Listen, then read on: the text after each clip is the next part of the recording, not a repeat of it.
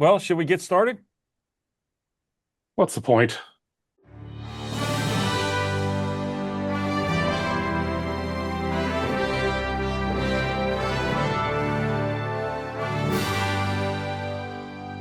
Hey, welcome back to the show. I'm Rob. I'm here with Mike and Joe. This is the Hogs, Hops, and Hope podcast. Hot takes, cold beers, zero credentials.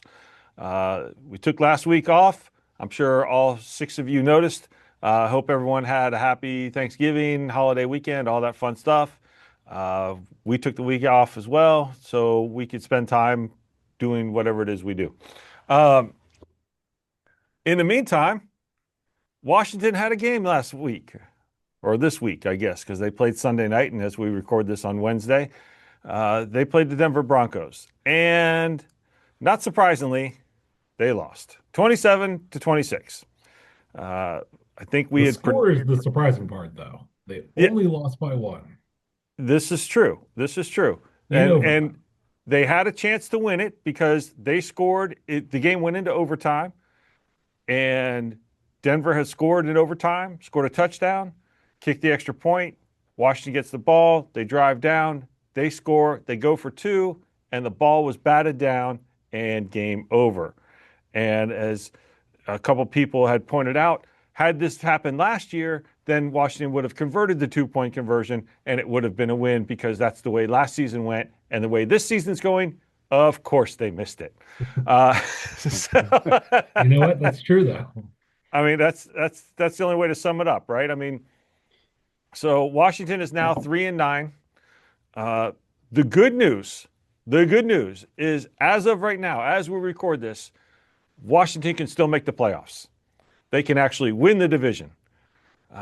If they Mathematically, if they win out and Philly loses out and Dallas only wins one game or loses all of their games, they can only win one more, then Washington would win the division with an 8-9 record and be in the playoffs. So for that, I think we should celebrate that by hitting the hops part of the show. We can raise our glasses to that. So Joe, let's start with you. What you got for us tonight? Coming off our bye week, I've got a garage beer again because I forgot to go shopping. That's okay. That's all right. Mike, what you got for us? so I'm traveling this week, and I like to get a local beer when I travel. I'm up in New Yeah, Hampshire, so I got a uh, Northwoods Brewing Company Pale Ale from very New cool Hampshire. can. Yeah, Yeah, it's pretty cool. I like You'll that. put the real one up, but I'll put the real one up. All I right. like it. Well, I have I don't know if there's a name for this. It's an IPA from Smog City Brewing in, where are we? In Torrance, California. And this is it says it pulls you in with a bold hop aroma and out of this world flavors of orange, tropical fruit, and floral honey. It's the quintessential uh, West Coast IPA, balanced with a touch of caramel malt for the Smog City drinkability our customers know and love. It's impossible to resist the full-blown hop lover's paradise. Uh, so this is, for those keeping score at home, 7.2% on the alcohol scale. So Okay. not too bad. It's a nice little IPA there. So we celebrate the fact that the team can still make the playoffs, can still win the division. They cannot be a wild card. But if Philly wins this week or Washington loses, then that's it. But let's go back to the Denver game real quick, because I think we should discuss that for a little bit, because Denver came in with a 9-2 record, one of the best teams in the league. They're kind of pulling, I think, a little bit of like what Washington did last year, where they were just kind of winning by the skin of their teeth and putting wins together that you didn't really expect. And Bo Nix is consistently inconsistent, but hey, they're winning and they got a great defense, right? So Denver comes to town, and Washington hung with them. I mean, it went to overtime, so obviously they hung with them. Yeah. And there was Dan Quinn called the defensive plays again. The defense was was a little bit better, seemed to have a little more team aspect. But Mike, we'll go to you first. We again, I think we all figured they would lose to Denver, so that's not surprising. But as y'all said, the score is surprising. So how surprised were you about the score and how close the game was, and what did you think of the team's performance? I mean, well, first of all, very surprised at it going to overtime. Very surprised by the score. And look, in a different scenario, you might not go for two there. You kick the field goal, it's tied again, you go on. So, and I look, I think that was the right call, given they had Yeah, nothing to fucking play for, so it didn't matter. true. Um, but no, I was honestly shocked that they hung in there with Denver, a team that people talk about now like Super Bowl Yeah, contenders, potential could win a Super Bowl. So, um, yeah, I didn't expect it to go that way. Their performance, I guess the defense was a little better. Yeah. I guess there were just some dumb things that didn't go our way. yeah, There was, you know, eh, eh, yeah, like you said, that 2 point conversion, like would have probably gone differently last year. So right. there's that. But no, I thought all in all they played okay. All right. Well, Joe, what do you got? What are your thoughts? Yeah, no, I agree. I was pleasantly surprised. It was more fun to watch the game. Felt like Yeah, we Yeah. were in most it. I definitely. think we actually led the team. We led the game at one point, right? So Yeah, it was enjoyable. The outcome was predictable. We sure. all figured we would lose, but it was at least enjoyable. I hate watching a game that's a blowout and it's like we suck. We don't stand a chance, and Right. this made it entertaining. You didn't actually know Okay. what was going to happen at the end, and it's like, hey, we stand a chance, and going back and forth, could go into overtime. I mean, that would have been really cool. And I think Mike's 100% right that last year it probably would have gone our way. And Well, everyone was Rob saying said that that the first. receiver was okay. Credit Sorry, where credit is due. whatever. I don't need the Yeah, credit. We share a brain cell but around here. the It's all good. the wide receiver was wide open, and it would have been an easy two Yeah, point, and we could have won it. But Mariota just wasn't able to get it over the defender. So be it. Like yeah, it was fun. It was more fun than we've had in the past 6 weeks. So yeah. Fair enough. Well, that's two losses in a row, back to back in overtime. They lost to Miami overseas, and now losing to Denver. So close games. Now, granted, playing Miami again, it's Miami, but as you guys said, Denver, a little bit different story. Uh, I I was, as you guys were, surprised by the team's performance, quite honestly. Uh, Terry was back. I think that made a big difference. Yeah. His numbers, he had 7 catches, 96 yards, and a touchdown. So that made a big difference in the game, I believe, uh, having him back, and he didn't get re-injured, which is an important thing. Uh, It's true.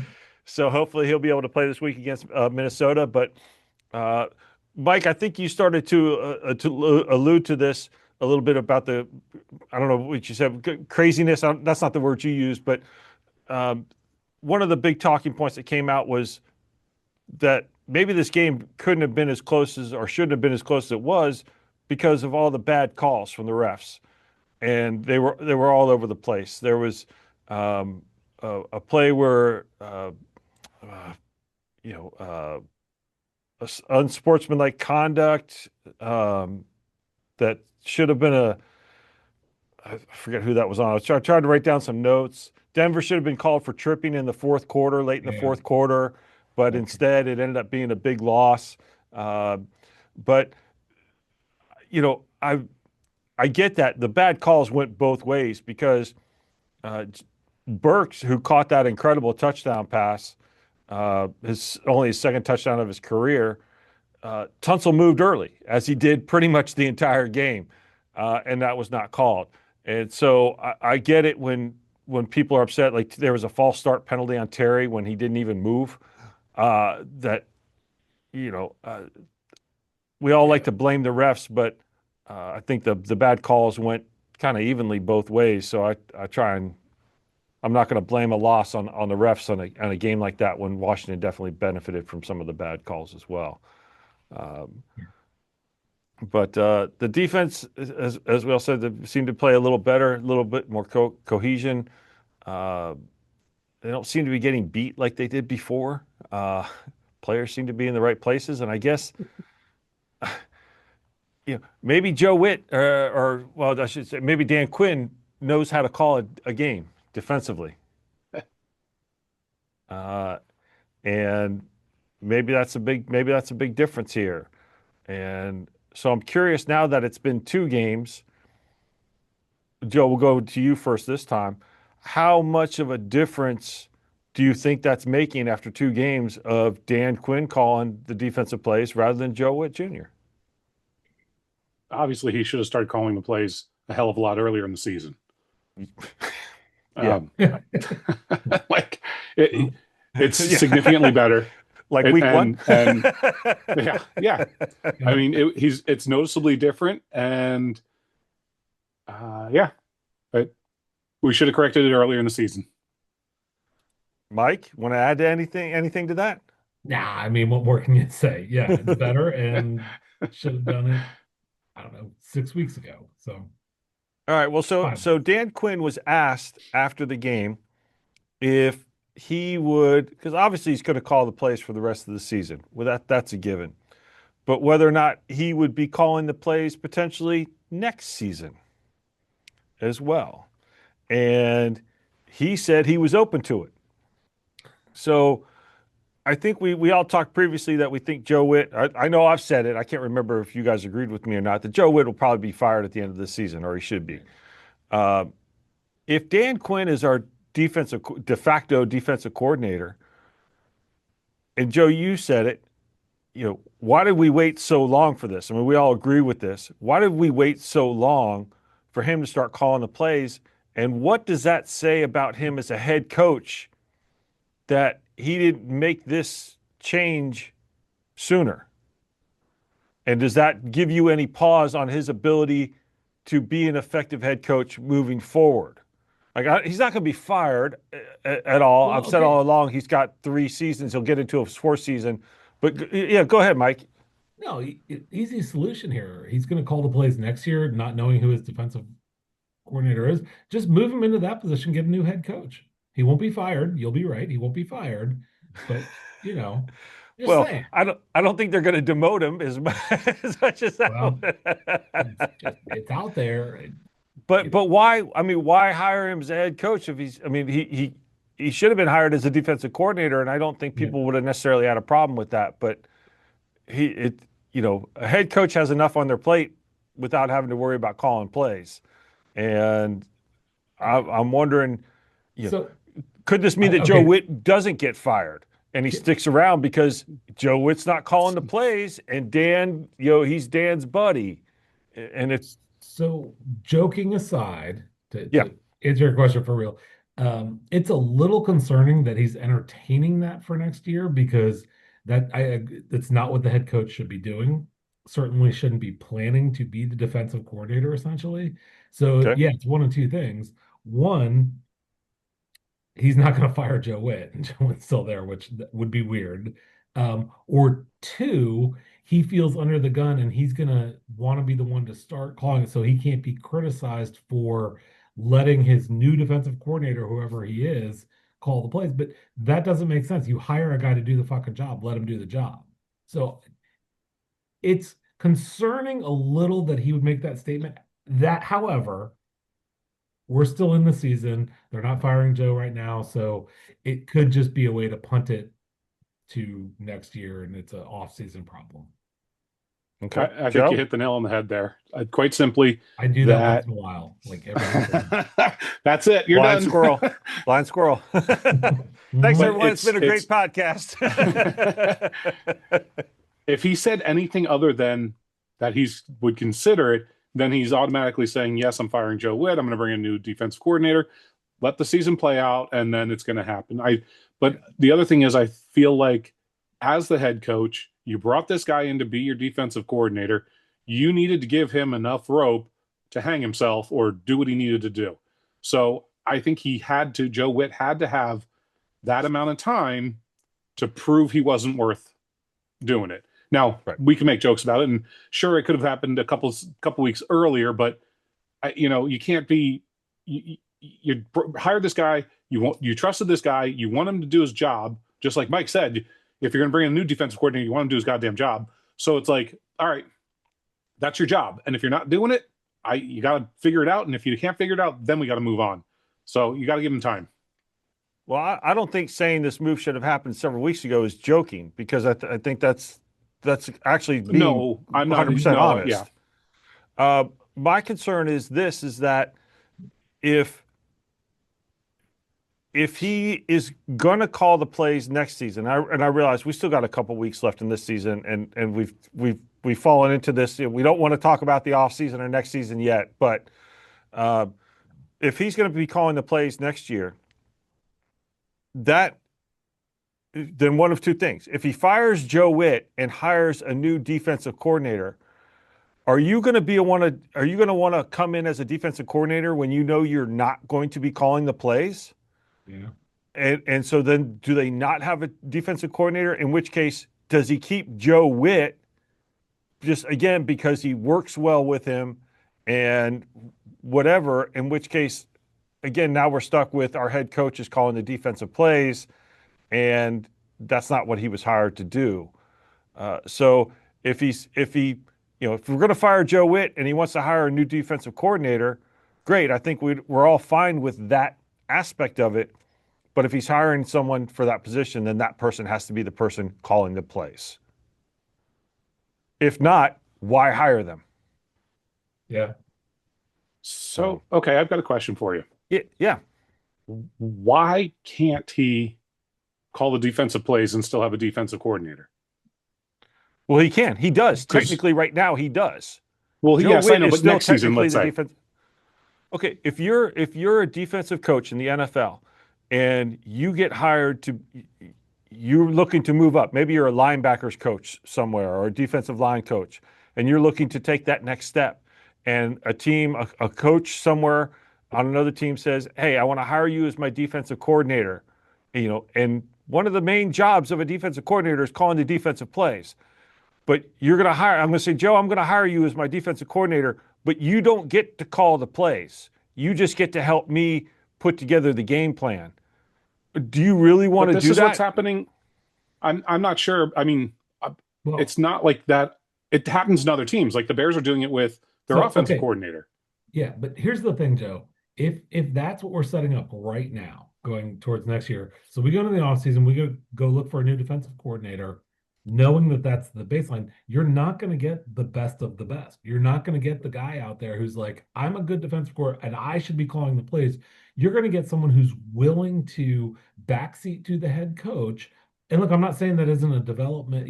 Maybe there is someone out there who's willing to do that because they need that next step and they need to develop whatever, but you're not getting the best defensive coordinator that's possible out there if that's the situation they're walking into. Joe, you're right. If the first example that comes to mind for me is the Rams, and Sean McVay is the head coach, but I believe he calls all the offensive plays. And I don't know if they have an offensive coordinator, or Well, I was thinking of the Bears with Ben Johnson. He's calling the plays. He's the head coach, but they have an offensive coordinator that is not Ben Johnson. And does that guy have any experience? Like I'm not saying it can't happen, but it's. He was an offensive assistant, so it's a promotion for him, but Yeah, not quite. the offensive assistant. It could be a learning role. So the Rams head coach is Sean McVay. His offensive coordinator is Mike LaFleur, but Sean McVay calls the plays. So you can have someone. Yes, it can work, but I'm just saying if like I don't know that that's what I would want to do if I was looking to take that next step in my coaching career. And maybe there's be some people who would be willing to accept it because they might say, "Oh, I can learn from Dan Quinn. Dan Quinn is a damn good defensive coordinator. He knows how to call a game. I can learn from him, and I learned how to call a game." But you don't really get the feel of it until you get to do it yourself. So Gibbs, I think Gibbs used to call the offensive plays back in the day for Washington when he was head coach. And I don't know if they had a an offensive coordinator by name or not. But okay, And well, that I mean, and that might be fine. Maybe you yeah, find the right guy who is you look and go, he is can be developed into the role. And so, but needs to learn from Dan Quinn. That may be fine. My point is, you're not getting the best one out there right now.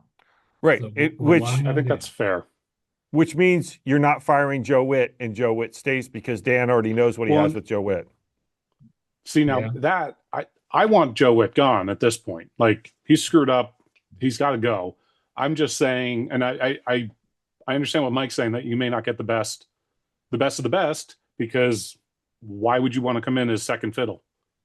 So All right. Well, speaking of coaches on the team, because I guess this will be the somewhat main topic of today's show. I don't know, but their QB coach Tavita Pritchard has left the team to become the head coach of Stanford University, where he played football, and he played with what's his name, Andrew Luck, who's now they call it the general manager. I guess college football teams have a general manager now, but Andrew Luck is the general manager of Stanford. He knows Tavita Pritchard from their playing days at Stanford, so he's bringing him in to be the head coach of Stanford. So David Blau, who was the assistant QB coach, is not necessarily being promoted right now. I mean, he becomes the de facto QB coach for Washington, but I think they have to do QB coaches. I think is one of those coaching positions that has to go through the Rooney Rule, which means they have to interview minorities and that type of thing before you can make a decision. I don't think much will change, really. David Blau apparently is someone that has a close relationship with Jayden, which is obviously very important, and so I don't think anything will change. But it is something to note that the QB coach, we got a young quarterback. He's in his second year. He's missed pretty much half of this year. That there's still some development that needs to happen. So losing your QB coach could be a problem. I don't think it'll be much of a problem, but it's just something to note. I don't know if you guys want to add anything, if you have any comments about that, if you even knew about that, if you care. And feel free to speak up and add anything that you want to add on that. I didn't know. Okay. I was gonna say. All right. Well, I had no idea. Hey, I'm just throwing out some news here. Hey, so let's bring in Mark Brunell as our QB coach. He's doing great in Detroit. Is he their QB I just coach? like Mark Brunell. Yeah. Yeah, No? I think I'm pretty sure. And that was something Dan Campbell was doing up there, bringing in a bunch of old players and getting them to be coaches. And he's done a great job up there. But, Goff has been playing lights out football up there. So why not? Bring back Mark Brunell. He was fun to watch back in the day. Well, Detroit is doing okay in the fact that this year they're doing okay. If the season ended right now, they're not in the playoffs. Well, neither are the Kansas City Chiefs, right? This is true. This is true. Yeah, definitely a weird season. All right, so let's move off of coaches, and we're already done talking about the Denver game. Kickers? So, kickers. My bad. Did you see the Giants kicker? Okay, I can't let it go. Yeah, he kicked the ground. Yeah, he did. Okay, but I saw something on that. Sorry, not to actually talk about kickers, but it was and he's not even on our team. He's not on our team, so we're okay about him. But I saw an interview where he said he pulled up because the ball was at a weird angle and he saw it. So it's when you watch it in slow motion, you're like, I get it now. It wasn't just that he literally kicked the ground. Right. He pulled up, and that was the only way to stop it. Yeah. And McAfee said the same thing. He saw that the ball had shifted a little bit, and he Yep. was. But the fact that he kicked the shit out of the ground the way he did, that looked like it hurt. Yeah. Yeah, that couldn't have been good. Um, all right, so let's move on to current things. So now Washington, mired in a 7-game losing streak, will travel to Minnesota to take on the Vikings this weekend. Mhm. Uh, Now Jayden Daniels, we're all hoping. We talked about it 2 weeks ago that we all thought he should be put on injured reserve. I think that's what the consensus we came to, and Yep. that he shouldn't play again. And while I do believe that's true, he's going to play once he's healthy enough. Now, as of today, he has not been cleared physically to play. He is practicing. He was limited in practice today, but he has not been cleared to play. And there, I'm not. How's it? If they're going to play him, play him. Go ahead. Like, I still think he should have been put on injury reserve, and I think he should finish out the season. Let's get him 100% healthy. But you know what? They want to play him. He wants to play. Throw him out there. They talk about finishing the season. This is what the people with credentials are talking about, is finishing the season on a high note. Let's find some positives. And you're only going to really do that with Jayden playing. And let's have him develop the rapport.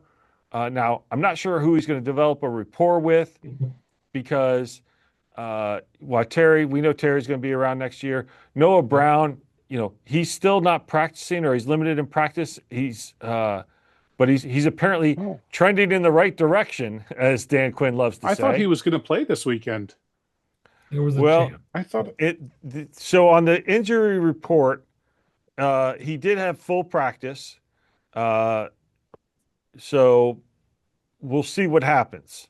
I don't know if they've made a final decision on him playing or not. Uh, but d- at this point, would we expect him to be on the team next year? I mean, so and the whole receiving crew, like, is he going to build a rapport with McCaffrey? No, because he's not playing, and that leaves Debo. Okay, well, is Debo going to be back next year? We don't know, and Okay, but it, I will it, say this: I'm yeah. obviously Terry will be back. One thing we didn't talk about it with the Denver game, and I won't go to it, but I was one thing I liked about the game is I thought Ertz looked Yeah. really good in the game. I Yeah. was impressed by him. So there's another one that I could see Jayden getting some work with him. 10 catches, 106 yards for Ertz. Yeah. Uh, and On and like 13 targets, I think. So yes, and yeah. and I agree with that. But do we know that Ertz is actually going to be back next season? Yeah. And Yeah. no. I'm saying it right now. Well, you know me. I mean, I'll be the fly in the ointment, because I think Cliff Kingsbury's done a good job calling games this year.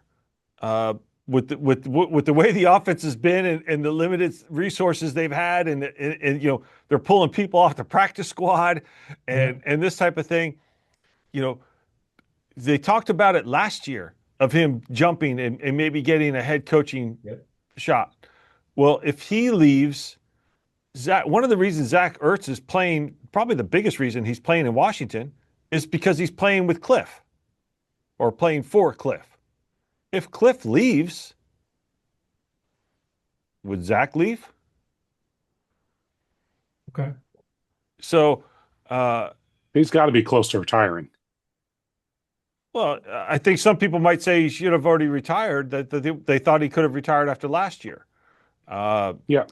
I'm glad he didn't. I'm glad he's on the team. Don't get me wrong. I'm not trying to show him the door. I'm trying to be, I guess, realistic that we don't know what this team is going to look like next year. Even the No, no, even we don't. even the offensive line, which has probably been the most uh, reliable part of the team as far as not having injuries and things like that, right? I mean, they've had pretty much you look at it, Tunsil started all season. Uh, Coleman or Connolly has played all season. Biotish has started all season, I believe, as well. Coleman started, but Paul moved into his spot. You had Wiley started at right guard until Cosme came back, right? So there's a little bit of shuffling, but we weren't losing players because of injury. But when you look at that offensive line and you say, okay, that's great. 4 of those 5 are under contract for next year. Paul is the one who's not under contract. He's a free agent, and he's been having a good year. Who's to say someone's not going to throw a contract at him to try and pry him away? And we still Well, have to from a deal with one-year deal. But yeah, it's easy to say we'll throw him a 1-year deal, but if someone offers him a 2 or 3-year deal with more money, more guaranteed money, could he jump? And we don't know what's going to happen Yeah. with Tunsil because he wants a contract extension. So this leads my question to the two of you, and I think it's Mike's turn to go first. I don't know if that's really a rule, but Mike, we'll go to you first. Is do you think the team should now, instead of waiting till the offseason, should be trying to sign Paul and Tunsil to extensions and have that be, less obviously if you sign Paul to an extension, he's not going anywhere. So you eliminate that. But you might be able to eliminate some of the offseason drama that could potentially rear its head. Yeah. So, um, I think my answer is yes, because of what we went through with McLaurin in the last offseason. Yeah. So with that being fresh, I'm kind of like, yeah, let's get this shit done now so we're not going through this next summer. Yeah. Uh, Joe? I'm going to have to fully disagree Okay. Okay. that Good. You're allowed. we need the drama off season so we have something to talk about. Okay. You know So what? for purely selfish reasons, you Yeah. don't want them to resign. All right. Yes, please. I appreciate No, your of course we honesty. need to just yeah. No, of course we need to just sign these guys. If we want them on the team, sign them. Stop messing around. Lock them in. So in the same way that I asked about Dan Quinn, you know, being a head coach, great. He's great calling defensive plays, but should he be a head coach? Is how does this make you feel about the front office if it feels like they're not trying to take care of things and hey, we're just going to roll in? Like that's 2 more players that we wouldn't have to worry about turnover next season, and we're already looking at potentially 20 players. I think we've talked about previously with 1-year contracts or contract years, things like Tunsil. So, Joe, does that lessen any confidence you have in the front office of being able to do things right? I mean, we're still trying to, I, we got new people it's trying to figure out how to be a GM and stuff. So, I I know it's 2 years in, but I still feel like it's almost too soon. The first year we had a whole bunch of holes to fill. We did a whole bunch of 1-year contracts. We had to see what yes, we could do. And all of a yes. sudden it was like, hey, wait a minute, we're almost there. So we need to win now. And I think this year was the year where it was like, oh no, we're not there yet. We really do need to build the team properly. So I think it's too soon to. I think we did the Band-Aid thing the second time this year, thinking it would work again, and obviously it didn't. So now it needs to be done the right way. And so with that being said, I think they still need more time to do it. And they tried one thing, it worked the first year. They tried to do the same thing the second year, it didn't work. Now let's see what they do the third year. But if we're trying to avoid the 1-year contracts, then wouldn't you want to jump at the opportunity, especially Chris Yes, Paul, yeah, who's on an expiring contract, to say, "We like you. Here's a 3-year deal. Here's a 3 or 4-year deal. Right. yeah, Be our absolutely. starting left guard moving forward." So I'm not sure they get another year at this point. Like if we're talking in this offseason about, and still, I don't think we'll be joking anymore, but if we're still talking about all 1-year deals, then that's a problem. That I will have lost Yes, confidence if that's what we're sitting on yes. is, I don't know, how many people do we have on, like what, 50% of the team? Like, yeah, that's a problem. Well, it's not quite that high, Yeah, don't if fact check me. Just go with it. 7 Mike, percent. Mike is always right, and I should never question him. No, just I've had to when I'm say this being for hyperbolic. almost my entire life. No, when I'm being hyperbolic, just go with it. um, 50% of our star players. all right. So we're going into play Minnesota at Minnesota. They have a good defense. Their offense is in disarray because they really don't have a quarterback right now. They had JJ Hardy, and he has just he's Who? JJ Hardy, isn't that his name? That was McCarthy, right? What's his name? I don't know. I don't. Yeah, McCarthy. McCarthy, whatever. You can What just did I call him. say? What, That's what I'm doesn't he? saying. He calls himself Nine. He's Does he nine. really? I think so. He's being made fun of for that too. Because that's his jersey number. Yeah, it's his JJ. alter Okay. ego. Okay. So That's JJ stupid. McCarthy, for those of you that don't remember, when it came time to draft Jayden Daniels, Washington was only considering two quarterbacks, Jayden Daniels and JJ McCarthy. Um, they weren't considering Drake May at all, which, okay, it's fine. We drafted Jayden. Um, and thankfully we didn't draft JJ McCarthy. So we're going to go into Minnesota. Terry's back. There's a possibility Jayden could be back. There's a possibility Noah Brown could be back. I think Robbie Chosen's back on the practice squad. God, all is right in the world. Um, so we'll we'll we'll we'll go to this. We got Minnesota on the road. Mike, how are you feeling? I'm not asking for a prediction per se, but how are you feeling going into that game? Again, the last two games have gone to overtime. The defense seems to be playing better. We're going against an offense that's not very good. They're still trying to find their way, but it's on the road. How are you feeling about this game? I mean, look, if we get Jaden back, whatever, I'd feel better. But here's the thing with the last two games, you look at the two teams we played, Denver, Miami, really bad team, really good team, and went to overtime against both of them. That actually concerns me because I'm worried that we are playing to the level of our competitor and just Oh, below. Always. And so wow. Okay, I, good. I, I could we beat the Vikings? Maybe, but I don't feel good about it because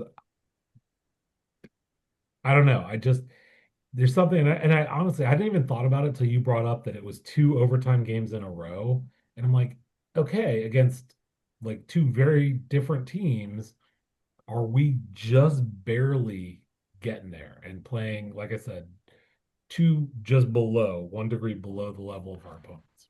Right. Okay. I didn't think of that, but that's real good. Joe, That's two, two for me. I'm you're good for like a amazing. year now. You're amazing. Two we have thumbs up. five. We have 5 games left. Yeah. 3 of them we're definitely losing. One of them we really should win against the Giants. We're Yep. losing the 2 Eagles and the Cowboys. We really should beat the Giants. Uh, and the Vikings is a toss up. Like, just, yeah, I'm going to say we got this one. We can do it. Come Well, on, boys. here's the thing. We talked the last time we talked. We said that we thought they could there's a possibility that they could be in a position to beat Philly in the last game because Philly may be resting starters. Of course, Philly's starting to Right, fall apart, so that may not be an issue. So right, I'm not willing to, we're not calling the rest of the games. What we said is we thought before the Miami game that they would not be favored in any game moving forward with the exception of maybe the Giants. And Minnesota is a Right. 2.5 point favorite, and you get 3 points for home field. At least that's always the way it's been. So neutral field, Washington would be a 0.5 point favorite. Minnesota's 4-8. So I'm feeling pretty good about going in there.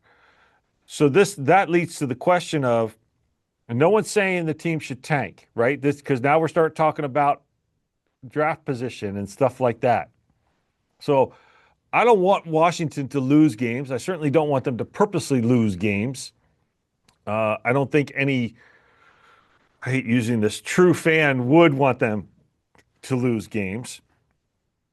But I also wouldn't mind having a high draft pick that either we can get a real stud or trade it back because we need more draft picks. So follow my logic on this. Right now, Washington is 3-9. And you got the Jets are 3-9, Cleveland's 3-9, Tennessee's 1-11, the Raiders are 2-10. So that's two teams They're right locking there in that, that first draft pick. yep, right. The Titans. The Giants are 2-11. The Vikings are 4-8. So if Washington beats Minnesota, then we're tied with them. The Falcons are 4-8. The Saints are 2-10.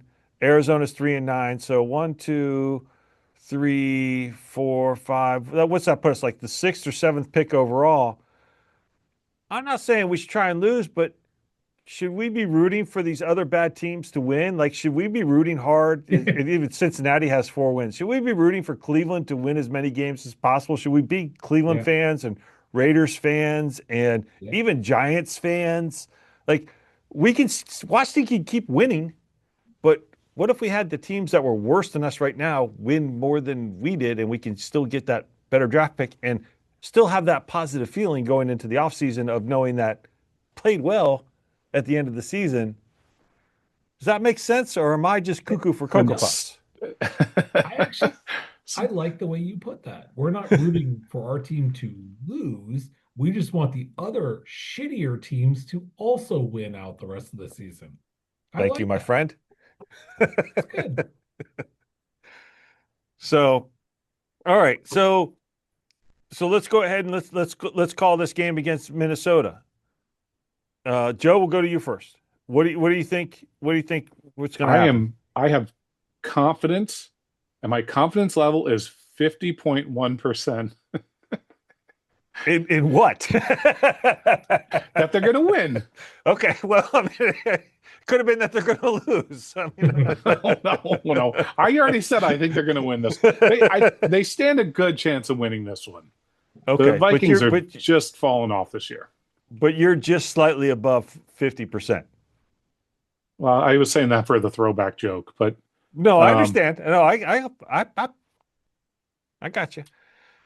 but at the same time, I am only just kind of a little bit more than 50-50. So, all right. Mike? I agree with Joe that they probably could win this game, but I think they're going to lose. Wow. Yeah. Okay. I think they're going to win. whoa. Wow. I know. I think that's probably a little bit of a shocker. And this is really going to be shocking. I think I'm more optimistic than Joe is on this, because I think the defense has been playing better, and I think that's the key. I mean, that's I think where this team has been having problems up until the Miami game is that the defense just gives up too many quick scores, or the offense does something great and they start getting momentum, and then the defense says, screw it, let's just give up a touchdown and level things back out again. And they did that a little bit against Denver, but I think I'm seeing more positive play from the defense, and that gives me a little bit more confidence. And I think Jayden is gonna play this weekend. He may not, but I wouldn't bet money that he's going to play this weekend. And I guess maybe we should have prefaced our predictions, or maybe you guys, it wouldn't make a difference for you all. Would you feel different if Jayden was playing versus Jayden not playing? And Mike, we'll go to you first. Would that make a difference in what your prediction is? So yeah, I don't think he's going to play this weekend. Okay. If he was playing, yeah, I probably would feel differently because I think it wouldn't. Not just about Jayden, it's kind of a energy. It's it's almost like, I hate to use a hockey thing, but switching out the goalie when you're Yeah. down, or a fight or something like that. I do, yeah, I think that would make a difference. Okay. Joe, I mean, you predicted Washington would win, so that's not if but would your Jayden was percentage to be play, higher if Jayden yeah, was for playing? sure, Okay. for sure. And Okay. I think Mike's absolutely right. He brings a different energy. He brings a different speed to the offense, and just his ability to move the offense. It's just he. It would be a big difference if he was actually playing, but I don't think he's going to play either. I'm with Mike on that. Okay. I think there's I do think it's a better than 50% chance that he's going to play this weekend. Which is I feel really weird saying that because I'm usually the guys who are like, no, they'll just they'll sit on him. I just it's weird because I've said it all along that they should have put him on IR and just let him finish out the season that way, or not play.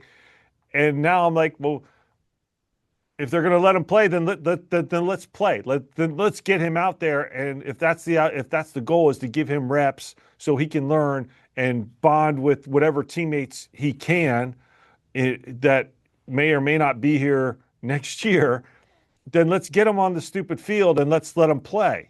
And let's not dance around it and tiptoe around it and let the chips fall where they may. And I guess that's my thought is that's why I think he's going to play this weekend. And that's why, if I threw a percentage on it, I would say 65% that Washington would win. If he doesn't play, I still think I would be like Joe's original prediction. It would be 50.1% that they would win because Mariota does move well. He led the team in rushing against Denver. So hello. Granted, I think he had 10 rushes for 55 yards. 19 of it came on one of the rushes, but okay. So we think that if Jayden plays, we all believe that Washington would win. Yes. But the two of you don't believe he's going to play, and so Mike, you don't think they're going to win, and Joe, you think they could win, but you're not overly optimistic about it. And I think if either way, I think they're in a position to win this game. In which case, I'll be rooting very hard for Cleveland and the Jets and Oakland or Vegas or wherever the Raiders are playing nowadays, and the Giants and everybody else, even the Cowboys. Even though Cowboys start winning games, that means Washington can't win the division title. So, but that could end as soon as the Philly wins a game. I'm pretty sure they're not going to win the division title. Right. I think it's pretty safe to say they are not in the playoffs this year. That's fine. That'll probably be resolved this weekend. As we say in poker, you got a chip in a chair, you're still playing. Okay. You're still in. And right now, Washington has a chip in a chair. They're still in. It's not a chair. It's Okay. more of like one of those stools with one leg on it. With one leg and someone's about to kick it out. Yeah. It's going to be the New York kicker. Well, then he's not going anywhere. The chair's fine. The kicker's gonna...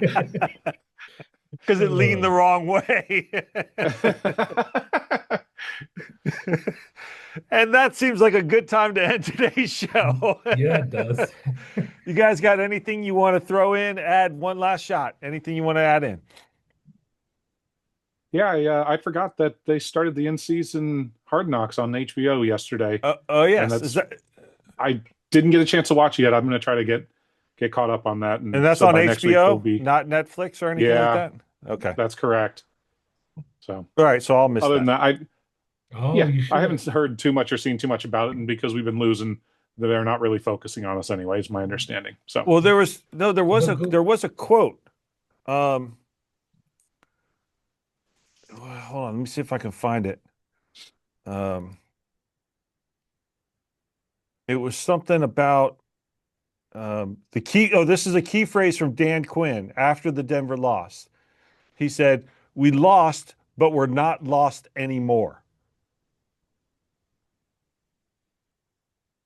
So, sure. And the official Dan Quinn on Jayden Daniels today was optimistic he'll get through. He'll get a lot of reps in practice, but I'm going to take it all the way through Friday. We'll have to simulate as much as we can. He's not been cleared for contact. So that's the official word for Jayden. But the team may have lost against Denver, but they're not lost anymore. Whatever the hell that means. Okay. So on that note, Let's end there because I need another beer now after hearing that. Right.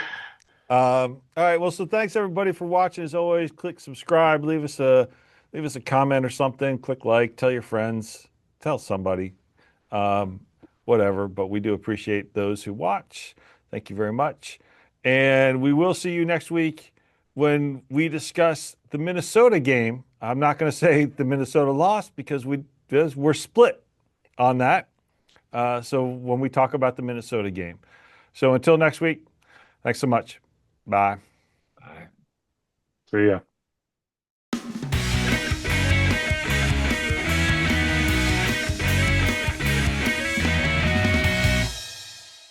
Yeah. Uh, Call it. We recorded. We're an exciting group.